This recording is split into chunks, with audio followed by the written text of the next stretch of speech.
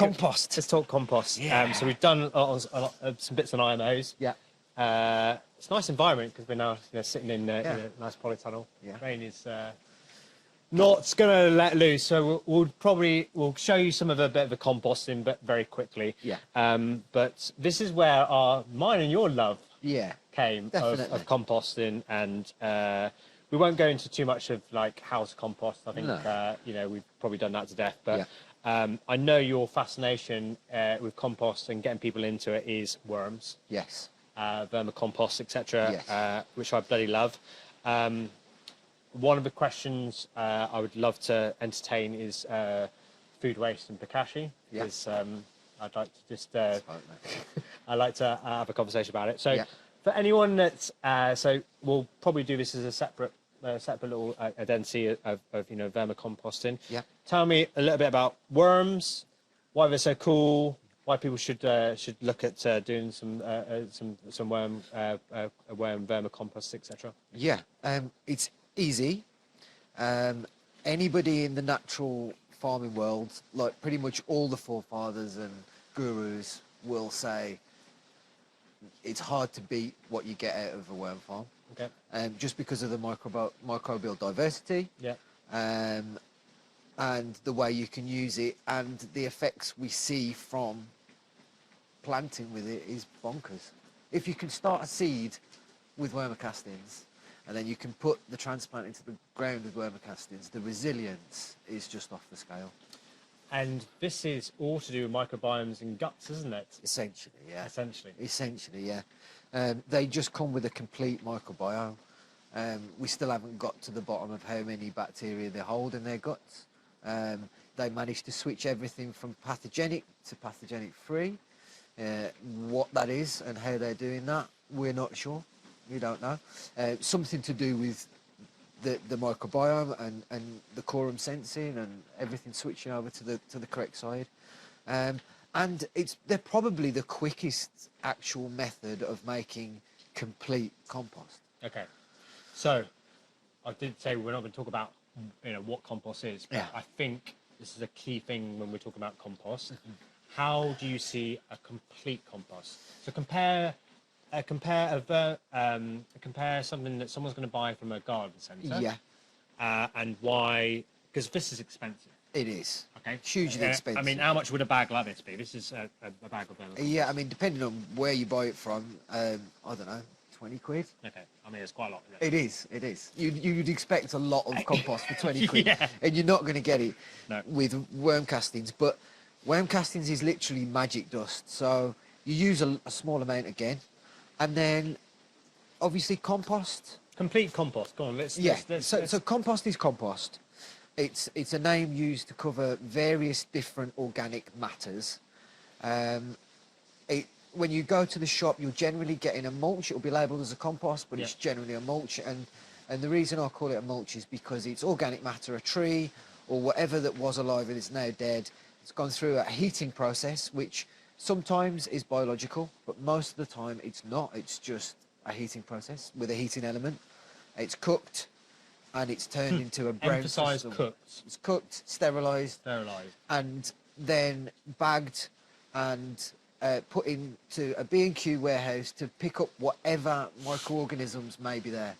Probably not going to be the best ones. M5, M6 junctions, maybe. Yeah, exactly. That sort of microbial life. No offense, I know you live. No, totally. That's exactly why it's pertinent. So there's organic matter, which has its place, which is good, which is fine for the money you pay for it, and I think it's probably about right. You know, if you're paying $4.99 or $5.99 for a 60-litre bag, that's great. And then this stuff, it's totally different because it's complete, as in it has a diversity of microbes for one. It's broken down to a point where there's humic fraction, so the really small part of humus, which means it then has fulvic and I can never remember the other one. Humic acids. Which makes more sense because humic. I don't know why I can't remember that one. And these are important purely because I think a lot of biological compost can still not be complete. Okay. And that's just because of the amount of time that they take to do. And it's probably actually a good segue into obviously other composting systems. Yes. We're not here to say that things are right or wrong. No, it's all right. It depends what you're yeah. doing with it and where you are. So, biocomplete Yes. or complete compost. Yes. Fungi to bacteria ratios of 1 to 1, Yes. which is very well publicised in the marketplace in respects to that is what we would class as complete compost. Yeah, definitely. And the fungal component, you know, the bacteria is easy to bring in, and diversity within bacteria is easy to get, but yeah, the fungal just takes that extra bit of time. And it's that whole maturing stage, isn't it? Yeah, and I think this is the thing, is that the key thing is understanding what you're growing into it and what you're trying to achieve. Yes. So if you're getting something that's got a fungi bacteria of 1 to 1, which is what some people class as the sweet spot, if you're growing things like perennials compared to seasonal crops, Yep. they are not the same fungi to bacteria ratios. No. So actually, yes, okay, it's nice to have that, but you would need to blend it with other things. And I think this is the thing with composting generally, is that it's nice to have a bit of everything, isn't it? Yes, diversity is the key. Diversity is the key. Funny enough, that's been the conversation through this. It has. It is for everything, isn't it, really? Yeah. It is for everything. But I think this is the thing with, and what I love about worm castings, vermicompost generally, is it's quick. Yeah. They are a little bit fussy sometimes. They can be. And we'll talk about obviously feeding stock, etc. Yeah. So if someone wanted to DIY create their own wormery, Yep. what do we do? Any box with holes in it will do. Yep. Same as any compost, it's going to need air in the right amounts, water in the right amounts, food in the right amounts. Yep. So any box that has a drainage hole or multiple drainage holes in the bottom is good. Yep. This doesn't. So this is a crate. You can see it has holes in the side, but it doesn't have any holes in the bottom. Okay. But that's just because I manage the level of water well. Okay. So managing water is a major, because if you have pooling water, then you're going to have lack of air. Yeah. You're going to have issues. Yeah. So yeah, basically that's because it's inside. I don't even need a top. Yeah. So I've just got it in the barn down there. If I wanted it in the rain, I would put a plank of wood across the top. Okay. And maybe sit it on So something. I've got to be honest, I'm looking at that, and that's actually quite an easy thing to do. You can't get simpler than that. You can't really get simpler than that. No. So why do the commercial ones have an area for worm tea? For worm tea, because if you don't want to manage, so when I collect, I feed them a lot of bokashi, Okay. which means there's a mix of stuff in there that I normally wouldn't feed them. So there'll be bread in there that I wouldn't normally feed them, but I can if it's been bokashied. And the use of bread is good because I have a lot of bread waste. Yeah. And it means it soaks up a lot of the moisture. Okay. Right. And it's carbon heavy. Yeah. So it's kind of good for those reasons. But I'm trying to think what I started with. Where have I gone with that? So we'll cut there, Lee. Don't worry. Yeah, sorry. Sorry? What did you start with? So we were talking about. So let's start again. Lee, cut that bit. We'll go back. Yeah, let's just reset that. Sorry, it's all gone. So we'll talk about commercial. So That if I lead you in with that question. Yeah. Yeah. You and then lead me back in. So this is quite a simple setup. Yes. Obviously, I've seen commercial ones. Yeah. And there's quite a few available on the market. What I don't understand is that there's no drainage in this. No. And why do you need drainage in ones that are commercial? So it's just about managing the moisture. Okay. Depending on how much moisture you have, you might have to get rid of some. So a tap does make sense on them. Yeah. Because it means you can just turn the tap and you can get rid of that moisture. Yeah. And that's not going to be an issue for you. Okay. People do collect it as well. So Yeah. sometimes they'll have a tap on because they want to collect it. Yeah. I'm not I don't advocate for that at all. I was told by someone that actually the compost, the worm tea, could be a negative as well in respects to the health of those worms. I would agree. Both for the health of the worms and for just the health of anything that you put that tea on. Yeah. And it's going to be anaerobic, isn't it? Yeah, it's going to have a percentage of anaerobic microbes in there. Yeah. And depending on what you've put in and how the bin is performing and how many worms there are, etc., it might have a lot in there. Okay.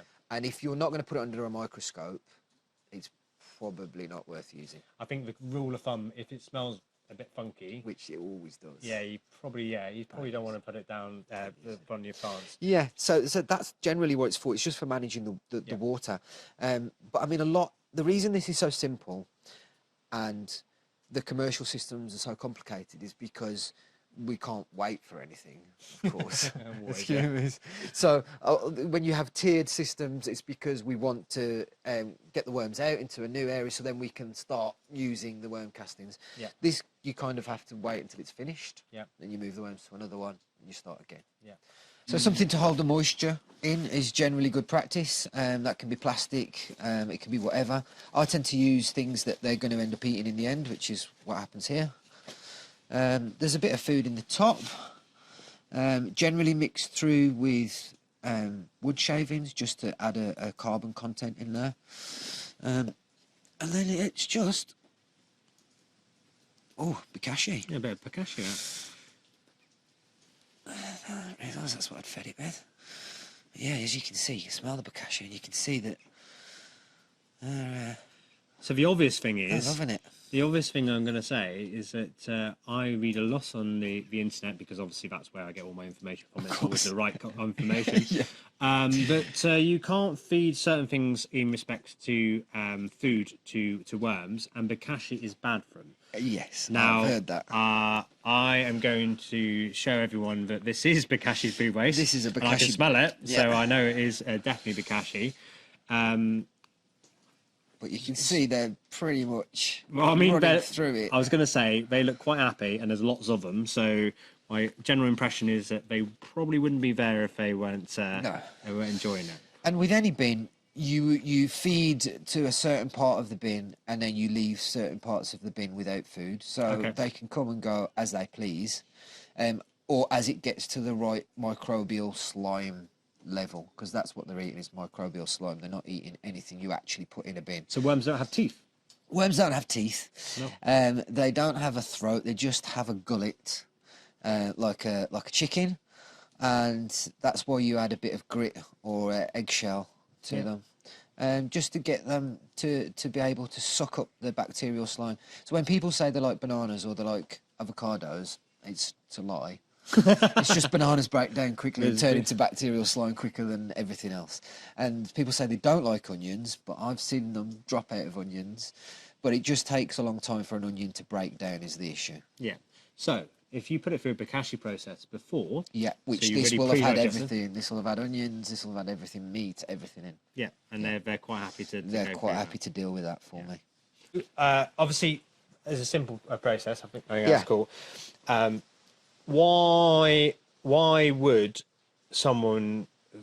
you encourage people to do vermicomposting? Just because of the simplicity for me. It's simple, it's easy. The hard bits about it you will work out within the first few months of doing it. You'll see what they like and what they don't like. They'll be present in areas they like. They will be absent in areas they don't like. So they're pretty easy to find out what they do and they don't want. Yeah. And as long as you can manage that moisture level, things are fine. Yeah, it's very, very simple. I use eggshells, which is a waste product from home, and I dry those and put them through a blender. So I have a grit additive. I add some food from home, and that is it. It's literally that simple. Okay, cool. It's literally that simple. So the end product, which we have here. Yes. So I'll just get that out for the camera so people can see it. And the reason it does look different to maybe a 12-month or crumbly. 9-month compost is those small humic fractions. They really get it. You would have to have, it's like a 2-year compost if you were making normal compost in 3 months. That's the way to look at it. Why? Do you reckon it's to do with the microbial activity? Yeah, I think it's pure microbial. I mean, that is the one drawback. It's not high in fungal. Yeah. So it's great, but when you start deciding that you need to add that fungal diversity, you're probably going to want to make a different type of compost. Yeah, but I think the comment that we need to understand is that if you saw in respects to fungi and bacterial ratios, and what things grow in, if we're going up to perennial kind of Exactly. area, or we're going up to forestry and that kind of side, the fungi is really important. Yeah. But actually, most of it is in that bacterial area more than it is a fungi. And again, this is one thing I always emphasise to people that are looking to composting generally, is that sometimes you can look in too much into it and just get so bogged down that you never do anything. And that is probably the reason why I say just get started with this, because it's a great way of just getting started. And then also, like you mentioned before with the M1, bacteria is a precursor to fungi. Yeah. So bacteria go in first and they do what they're going to do, and they make it inhabitable then for the fungi to come. Yeah, and I think, you know, for anyone that's watching this video, as a simple process of creating something that's, you know, nutrient rich, full of microbial activity, is really cool. Yeah. Yeah. Totally. Thank you for that. Yeah, no worries. Quite nice. I like the rain. This is quite cosy, that. It's well nice, this is. So it's good that energy, creates energy. Yeah, it does. So we're in here because it's pissing it down rain, but I wanted to show the composting system because this is where we kind of, this is our love, is compost and stuff. So we've done a bit of wormeries and stuff like that, but for us, this is where people should just really think about investing and doing more with composting, because this by far is the black gold that we always talk about. So without going into too much ins and outs of compost, really simple. What you'll see here, or some of it, is a bay system. If someone's going to get into composting, what's your top tip? Just very simply, what's your top tip? Top tip is get your carbon when you can get your carbon, and make a dry space for your carbon and stack it as high as you can. And that's by far is the best piece of advice I can give. Yeah, totally. Get something undercover that you can just store carbon in. Yeah. And that's the thing that people don't realise, is that carbon to nitrogen ratios, there's enough out there. We don't need to do another video on carbon to nitrogen ratios. No. There's enough out there.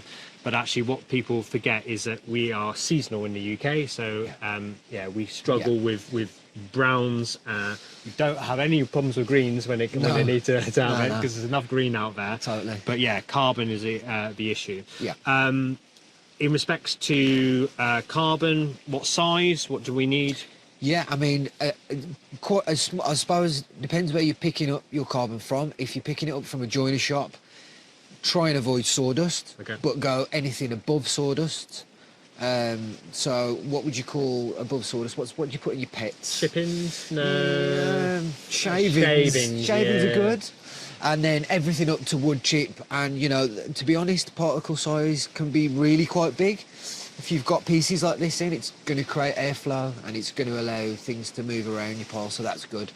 But yeah, anything smaller than that, probably should have mentioned with the worm bins, is that I do struggle. A lot of people use shredded up paper, but it just turns to mush, and that's the same issue you'll have with it. You use sawdust, add water, you'll get an amalgamation rather than a porous medium. So although I did say we're not going to do anything about what we need for compost, I think people just need to understand you need carbon, browns, nitrogen, greens. Yeah. There's a couple of little mishaps in between. Coffee grinds is one of them. Yes. Which is brown but actually green. Yeah, I mean, I think you said there's a lot of videos, and there is a lot of videos about carbon to nitrogen ratio, but the missing piece of the puzzle is a lot of times things that are nitrogen actually turn into carbon. Yep. So a lot of the stuff that we had in these bays was grass, things that I would have considered green at the time that they'd been cut down.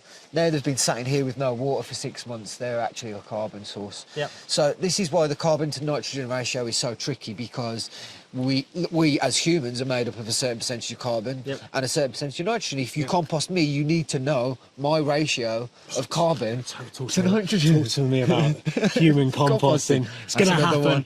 Is it going in your will? Is it going in your will? If I can get away with it, because it's expensive, I'm going to be composted. In America, there's a company that actually uses composting bodies. Yes, and I bloody love that. It just looks really expensive. But you think about it. You put someone in the we've gone off a tangent, but I just want to put this out there. You put yourself in a box. Yeah.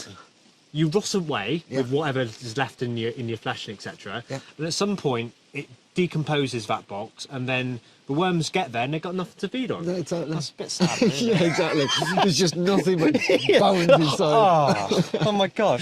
Oh, it's just compost. It'd be like it. Anyway, sorry. But yeah, I'm going for it, mate. I'm going for it. And who's going to start up the UK Yes. human composting? I am definitely interested in that. But anyway, yeah, going back to carbon. Yeah, so if you're going to compost us, you would need to know our carbon ratio to nitrogen ratio. That is hard to determine because that also changes. So this is why people get so confused with carbon to nitrogen ratio. What is greens, what is browns, how much brown, how much green? It's really hard to get those percentages exactly right, unless you're using feedstock that's the same every time, which none of us at this scale are. The carbon to nitrogen ratio can go out the window. I think the other thing to bear in mind is if you look at the size of these bays, they're not 1 metre square. No. And that I think is great. Yes. Because actually... bigger the better. Yeah. Huh? Bigger the better. Bigger the better, yeah. I think the thing is with anything to do with this, if you've got places to store greens and browns, it's really easy to obviously turn. Yeah. Turning stuff takes time, takes a lot of labour, etc. But, you know, keeping that microbial activity going in here makes all the difference. It does. And, you know, I think people obviously talk about greens and browns, but they don't talk about the life in this, because I'm actually looking hopefully I'll be able to pick it up. There's definitely some things moving around in this bad boy here, and this is only the top of it. There you go, there's a little ant there, little baby ant there. Yeah, lots of mites, lots of centipede things. But this is what we're talking about, is that a compost bay works better with life in it. It does. It does. So don't think temperature is a key part, correct, for decomposition. No. If you go too high, it just kills all the life in it. It is. I would definitely say colder. If you're unsure and you haven't done it a lot and you haven't got the experience, colder is definitely better. Yep. I'd rather keep the weed seeds and the life rather than lose the weed seeds and lose the life. Yeah. And at some point we will be doing an experiment, although you don't know yet, of bokashi as a composting system, because we've if you want to watch the video on Lost Gardens of Halligan, we've got some results that have been very positive.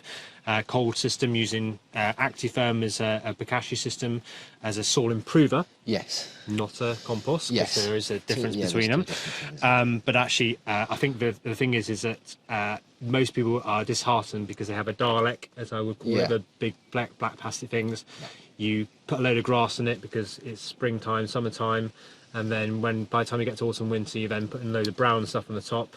Yeah. And then there's not very much of a mix, and then nothing can be broken down on it. Totally. And I could be down on Daleks, but I'm actually quite. I'm actually quite an advocate for Daleks. But the trouble with the Dalek is it's out of sight, out of mind, and that's a dangerous thing. As long as you can keep it in mind, Daleks are great because you can fill them, you can lift them off, and you just leave a pyramid that's standing, it holds itself up, and then you can use it to shovel them back in. You can also just use them in a container, so have that one for your carbon. Yeah.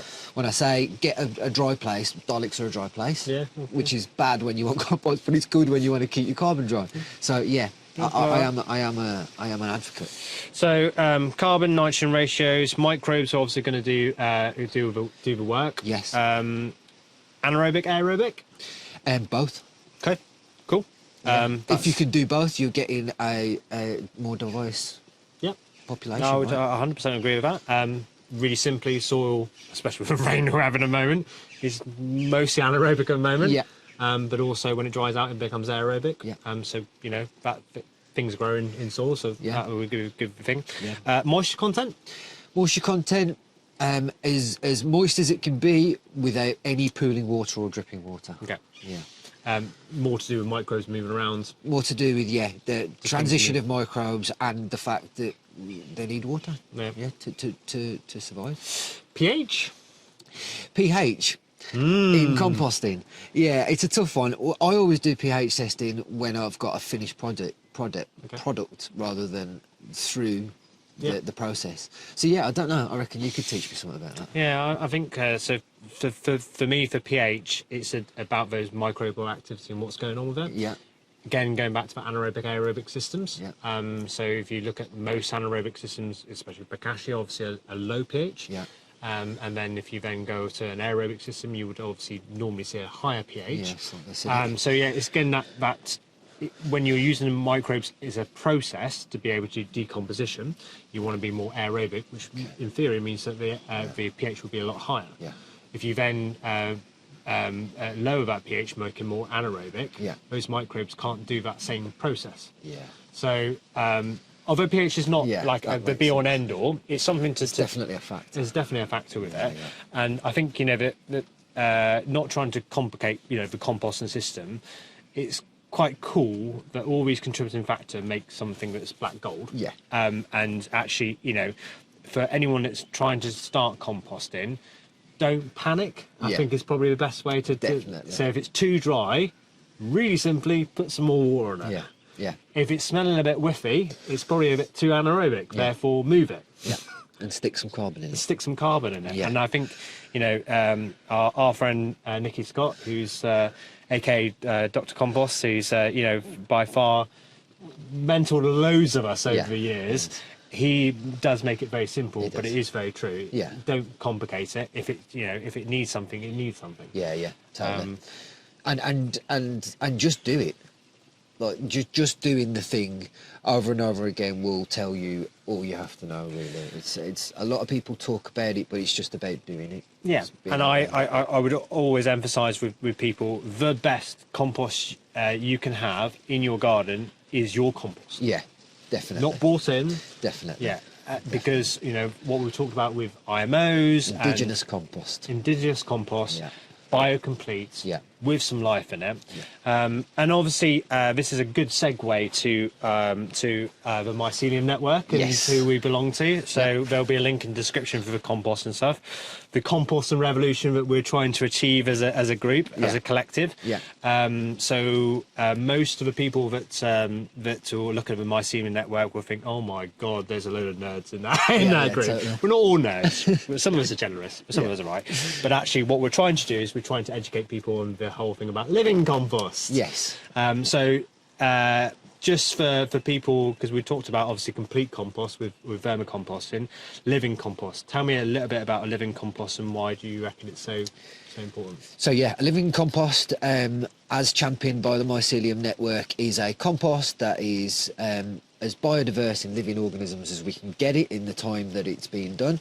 It's generally used in a different way. So you generally extract it or use it as an inoculum, which means it can go a lot further. It's a simple process of literally getting that life and that biology out of the compost into some water and then using it as a spray. But obviously it can be used as is, and it is the best as is. So that's the difference really. It's more of a carrier for the biology than it is organic matter. Yeah, and that's the thing, is that when we talk about because a lot of people, when they think compost, they think peat compost, don't they? Yeah, they do. And then as soon as everyone goes, oh, we've got to go peat free. Yeah, it's an issue. It's an issue. And we know there's an issue. Come on. We know that coir is not the best carrier for anything, really. No. But it's cheap. It's easy to import. Yeah. Emphasise the importing, just making you aware of it. Imported, and also, there's obviously the green waste companies are now trying to cash in on this and go, well, it's all right, we've got something that they can do as good. And actually, of course, NPK will be excellent with that. But if you have no life in your soil in the first place and you're then dumping that on the top, it's not really going to do much. It's not going to help. It's not going to help. So for anyone that's interested in living compost, the Mycelium Network is by far the wealth and depth of knowledge definitely. That to give you more understanding. Yeah, including sort of composting systems that would be specific for community setups, for farms. There's a myriad of different options and different systems, and they're all discussed in fairly deep. Fairly deep. We're both big ambassadors for that network. It's for a very small amount of and a lot of knowledge over the years. And actually, for both of us, it's brought us together as friends, but also as a community. We love that there's so much diversity in that. And if you're interested in composting generally, or anything to do with community-based composting, we are definitely the biggest ambassadors for food waste and, Yeah. and finding systems. A link will be in the description down below. And we have great speakers come. Yeah. Just had Merlin Sheldrake, amongst others. Yeah. So there's another reason to be a part of that. Yeah, and for us, it's trying to share as much knowledge as we can Yeah. for the wider community for a very small, minimal price of, I don't know what it is now, but it's £8, I think. 8 quid, something like that, all the way up to, obviously, if you're wanting, larger projects, etc., we can support you with that. And we all have our own specialist areas. So yeah, that's why how we we work as a community. So yeah, just thought I'd plug that in while we're here. Plug. It's been, apart from weather, but there's not much I can do about it. Although we actually are actually quite happy. Loving it. Yeah, I feel well British again. It's lovely. It's lovely. I felt all Mediterranean for the first part of the year. I was thinking what's going on. Nev, it's been an absolute pleasure. I've been great, mate. Yeah, I bloody love a conversation with you, and it's nice to be able to finally get something on video, but we can then expand to everyone else. Yeah. Obviously, you want to share your knowledge, etc. Where do people find you? Yeah. I am putting together a business with a few other people, which is called Native Biota, and we will have consultancy services available, including holding some products that we feel are really good and are sustainable and are helpful to what we're trying to do in the natural farming space. So yeah, look for Native Biota on socials or No Diggity Gardens, and yeah, send us an email, send us a message, say hello, whatever. We're here for good vibes and yeah, fun farming things. Yeah, and whatever that means. Well, but I think the key thing is for anyone that's is looking for kind of the next stages in their own projects. Yeah. From gardens right away up to commercial horticulture. Yeah. We can do it by nature. Yes. We just need to understand a bit more about how to do it. Yeah. And people like yourself are going to be leading that way and learning all the way. Totally. Because huge. Much as I love to say, I'm a specialist in bokashi, but nowhere near a specialist in soil. Yeah. And I don't think anyone is the point. No. We don't know enough about any of it, do we yet? No. But we're going to find out. Yeah, we will find out. That's what matters. And that's what matters. And obviously for the future, we'll share as much information as we can in the future. Yeah. Cool. It's been a pleasure. Thank you, my bro. You're welcome. Come on. Yeah, that was good, man. That was good. And cut.